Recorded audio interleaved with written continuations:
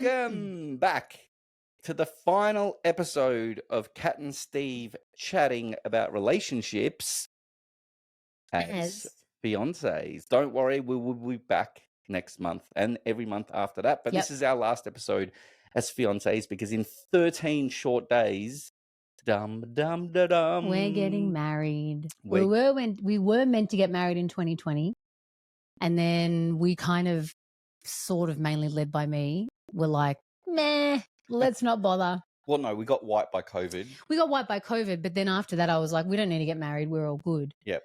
And last year, I said otherwise. You said you wanted to marry me. I did. You wanted me to be your wife. Yeah. It's my truth. Oh, Yeah. So we will share all of our funness and goodness post wedding. But today we want to actually wait. Oh no. Always. What have you enjoyed about our relationship? And I know that's been very few and far between lately. That's what this podcast's about. Yeah, and what have you not enjoyed? And then you ask me the question back. I have enjoyed the last 5 or maybe 3, I can't remember, days since we had a good clearing chat. It's been since Thursday. There was something we needed to clear. There was. It's been 3 days. And since then, it has been amazing to see the swing back, which actually has led to what we're going to talk about today. Yes. So it actually is very powerful and very timely. What I haven't enjoyed is the previous, let's call it 6 weeks before the clearing chat. Yeah. And you would probably, your answer would be probably the same. So I'm not going to ask you back. So I want to say, that I've enjoyed the last 3 days because we have been our ultimate selves. We've really been like, the love is very there. It's very, very there. And what I haven't enjoyed is I said it to you the other day when we went for our walk, we've been irritated at one another. We've cleared it. We've moved on. And then we get irritated again. And that was for 6 weeks. I was like, I legitimately, like the real thought of, are we meant to be together? Oh. I did, and I didn't like that. Oh, sadness. But now we're here. All right, so we're going to talk today about this. Yeah. It's a confession session, although I'm not allowed to call the podcast that because apparently there's an episode that's already been called that. So yes, well, we could call relationship confession session because we haven't been good. Why don't we call the podcast Shitting the Bed? Okay. Yeah? In relationships. Shitting the Bed. Yeah. And it's kind of a culmination because we were talking yesterday on our beach walk and it was like, what are we going to talk about? And I mentioned what I wanted to talk about and Kat said, I think for the episode. Yeah, for the episode. And Kat was like, I think we've covered that. And I said, yeah, but it's an important one because it goes to show that there's parts that we have delivered in different episodes. Yeah. But it also goes to show that if you do one bit but not the other bit, that you can still shit the bed. And I'll explain what I mean. So for you constant listeners, you would know we did a session talking about, is there something that we need to clear, which is one tool that works really well in your relationship, right? And that's what Kat was just talking about. We were doing a lot of, hey, is there something we need to clear? We cleared it and then we moved on. But then we also then went back to the same issue and then said, is there something you need to clear? And then we were sort of in this loop. Yeah, right? we were looping. If you remember another episode much earlier, we talked about this concept of setting an end result of your relationship, right? Having an identity for your relationship.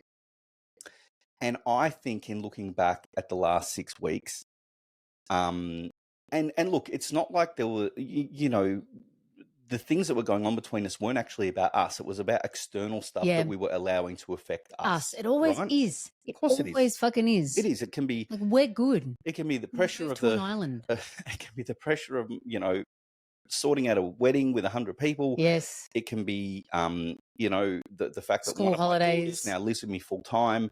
The fact that we've got school holidays. So, my second daughter's around a lot. Like there's all these different things. And that's going to be the same for everyone in life, right? There's always going to be external shit, whether it's financial, emotional, family, whatever, right?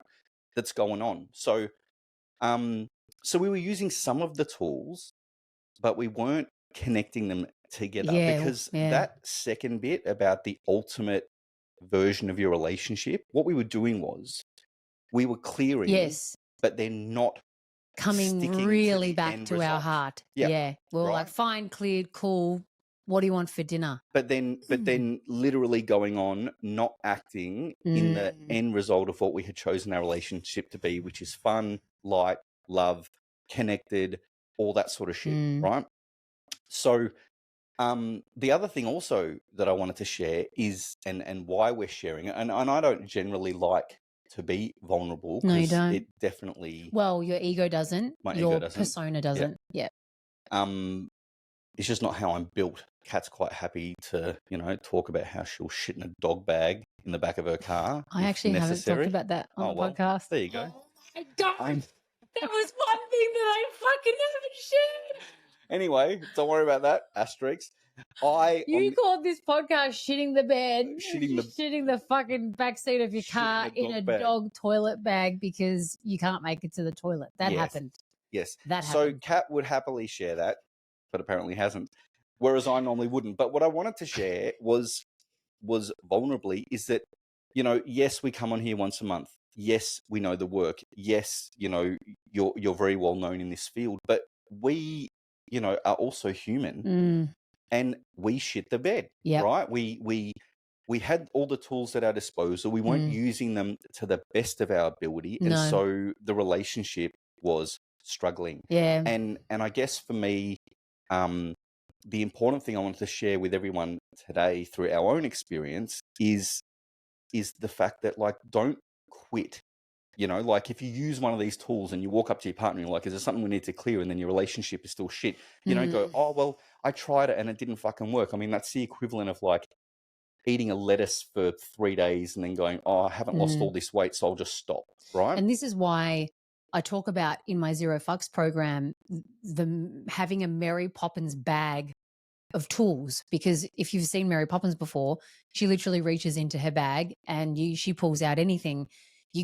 Sometimes you got to pull out fucking everything, and I think for us, we were pulling out one tool and being like, that'll do.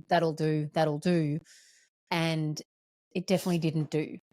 But ultimately, like, the most powerful tool out of all the tools that we have, to me anyway, is that one about when you both know the true feeling and end result of your relationship. That is the single easiest way to determine if you're actually acting in the best interests of your relationship. So I'll give you an example, right?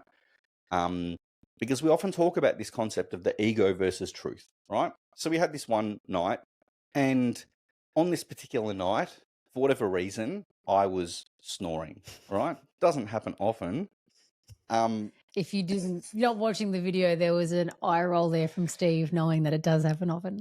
Apparently, sometimes you have put a snore app on and you've heard yourself snore. Yeah, and they're pretty gnarly. It's soothing. Anyway, I can only listen to Bailey snore. So anyway, this one night snoring, and for anyone who's been a snorer, you're not realizing you're snoring. And generally, for the other partner, what happens is they'll start, and Kat's not generally a violent person, so she'll generally start with a little nudge, and then maybe a little bigger nudge, and then a Steve. Anyway, as the snorer, you don't hear any of this or feel any of this, and then you suddenly get woken up with, "Hey, dude, you're snoring." And it is so abrupt. You just want to find a knife and fucking kill the other person. It is like you have been woken from the deepest sleep with someone screaming in your face. Anyway, my ego did not like this, right? So I grabbed my fucking pillows and I said, fine. And I went upstairs to the girls' bedrooms because Allegra was away for the night, and went back to sleep, right? And then I woke up and I was still filthy. Like, my ego was like, that bitch can pack her bags and fucking get out. Keep in mind, as we've already alluded to, there was other shit going on already. Yeah, so there was like, we were backing up. We were backed up. Yeah, which is why we shat the bed the last 6 weeks. We were backed up with kid stuff, backed up with my work stuff, backed up with wedding stuff, and then, Steve snoring. And then when I don't get sleep, like, I'm a grade A asshole.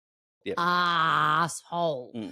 So we'd already taken these sort of, if you remember one of the episodes, I spoke about relationships are not static, they're dynamic. So you're either taking steps away from each other or you're taking steps towards each other. So we had already been taking these little steps away from each other. And then when Kat ambushed and attacked me at 3 a.m, it was a big step, right? So anyway, fast forward. I didn't. So I woke up in the morning and my ego was just like, this is what the ego was saying.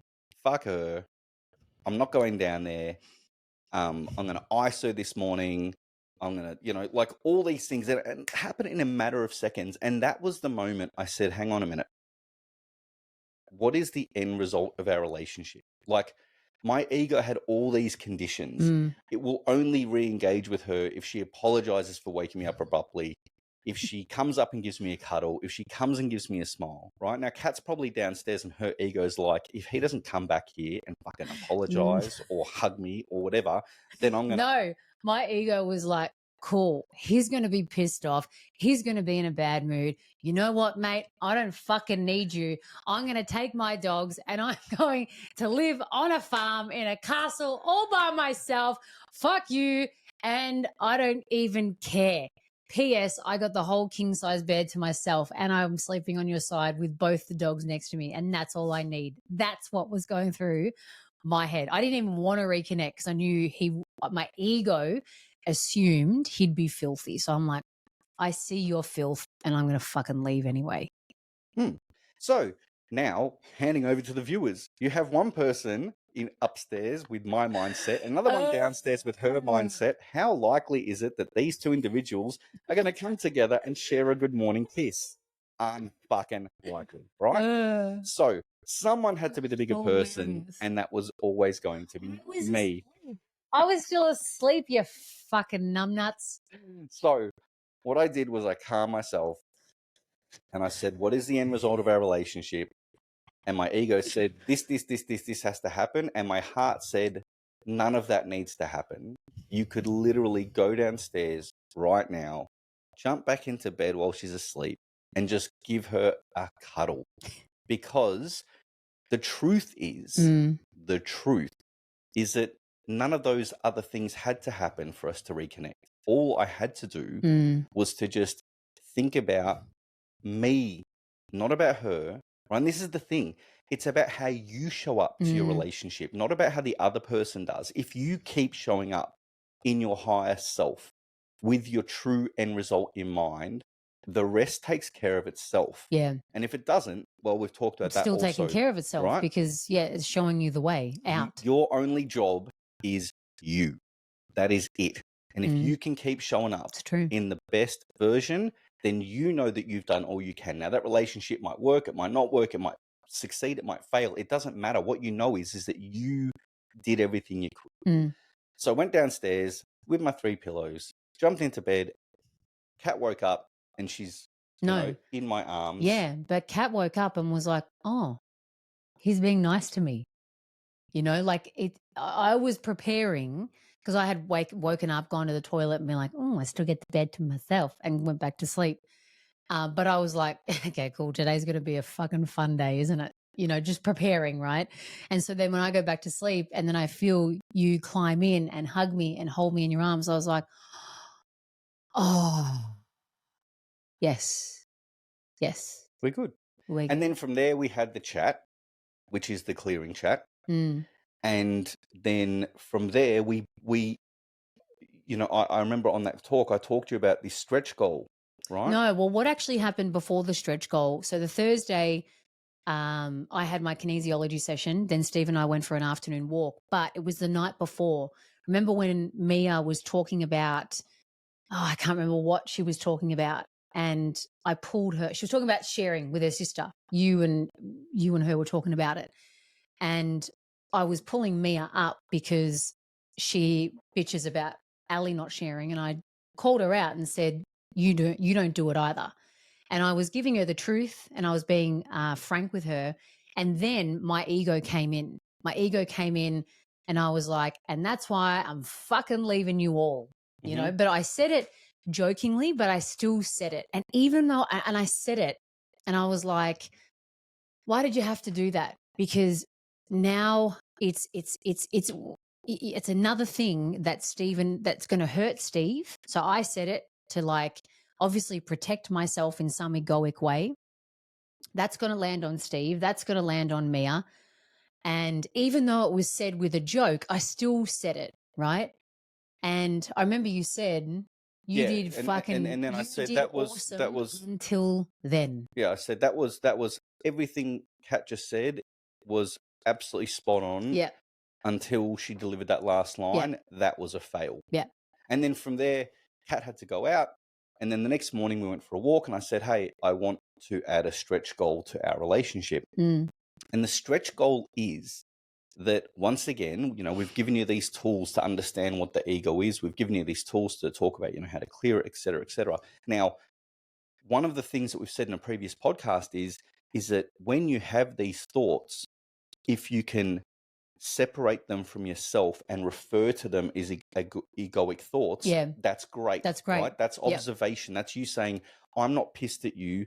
My ego is yeah. pissed at you. But when you get to a certain level of competency Mm, in this work, you should be able to hear the ego and not have to share it. So what I said to Kat was, mm, I would like to set a stretch goal where that sort of stuff doesn't happen anymore, right? You could have yep, heard your ego saying, and we'll leave, and you could have chosen to observe it, know its yeah, ego, and then not have to share. yep. Because that is where you start to move into mastery, right? Mm, It's being able to hear the ego and not buy into it or mm, to share it or to chase down that rabbit hole. It's the ability to simply observe and do nothing with it. Like that is when you're yeah. like Jedi level shit. Well, what was interesting was the last 6 weeks and the lead up to the wedding. What has been coming up for me is when people are like, "Oh, how you feeling about the big day? What's going on with the wedding?"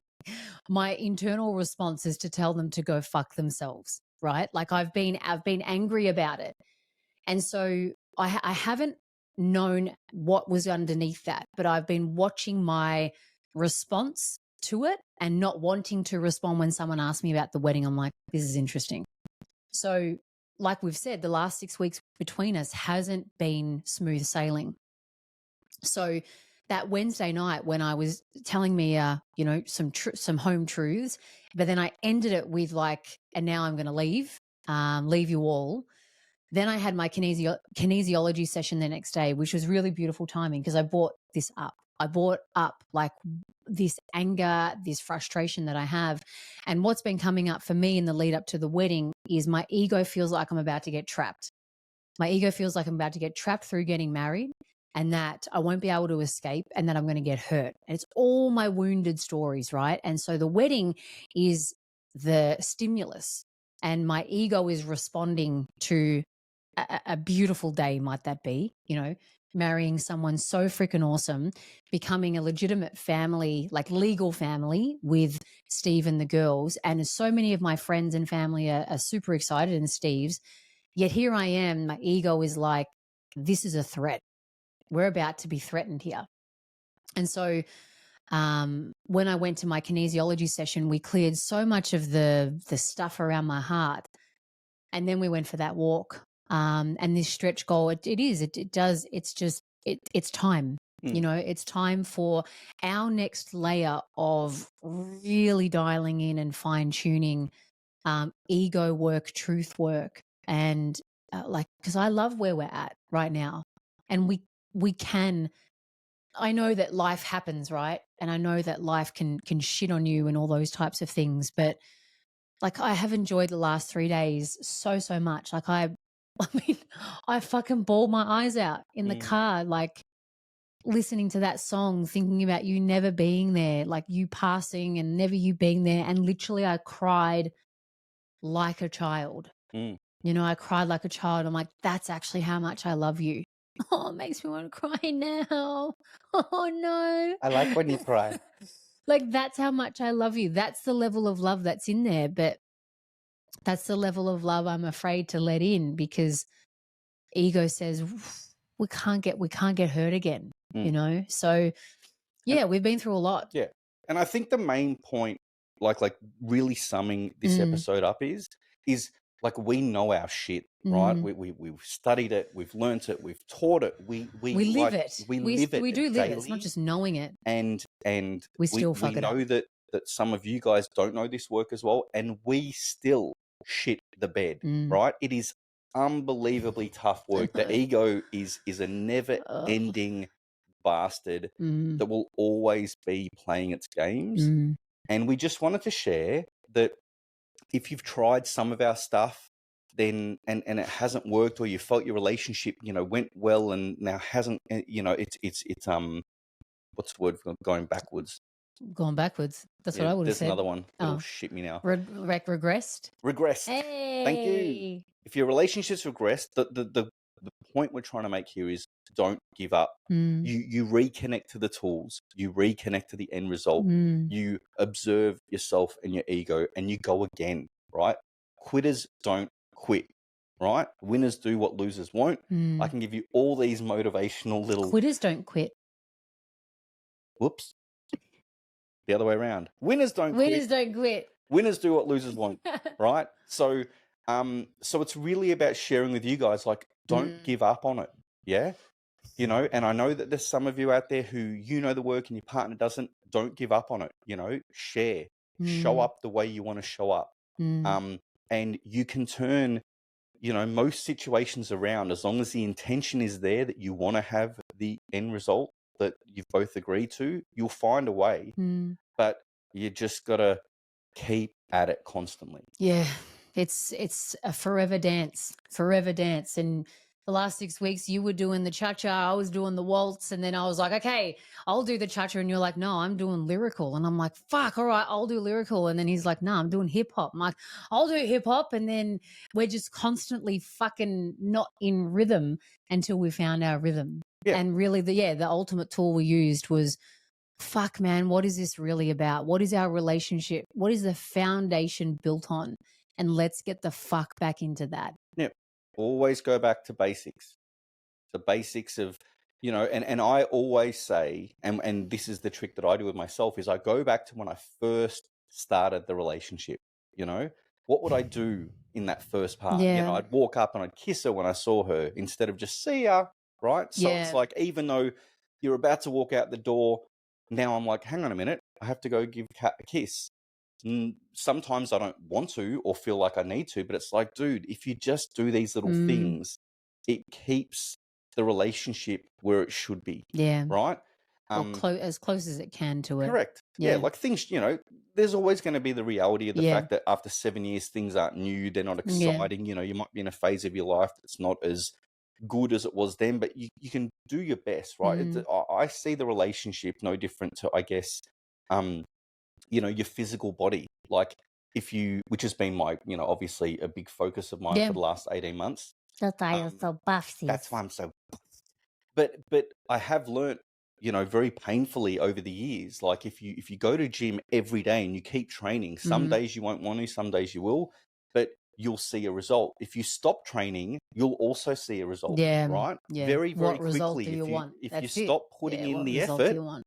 then your body goes to shit. You start putting the effort in again, your body starts to come back, but it's never static. Mm, You're either, being physically better or you're being physically worse. It doesn't mm. just stand still, and relationships are the same, Same. Yeah. right? Yeah. So not go to gym every day, but go to your relationship gym every day, Yeah. right? Work on your relationship. And I guess, to use an analogy, don't get it to the point where your relationship needs full blown CPR and Totally. those shocks. It's just like, hey, tap on the heart, a check in on the heart. Actually, let me just see how my heart is beating. Oh, it feels a bit cold, or it's a bit racy, or it's a bit slow, or actually it feels really nice and warm. It's that those constant check ins with the heart, as opposed to, fuck, I need a full blown wake this motherfucker up. Yeah. It's just, I know it really does take work. But it's worth it. Yeah. And if you Yeah. don't like the title shitting the bed, you could just call it back to basics. Yeah, true. Yeah, back to basics is a good one. Your call. We'll save shitting for the shitting in the bag Oh episode where my you God. share I the can't believe you truth shared that. about what happened in the back. I've done it 3 times, 3 I times. didn't share that bit. That was her. All right. I got to go paint a wall. See you guys in a month. Booyah.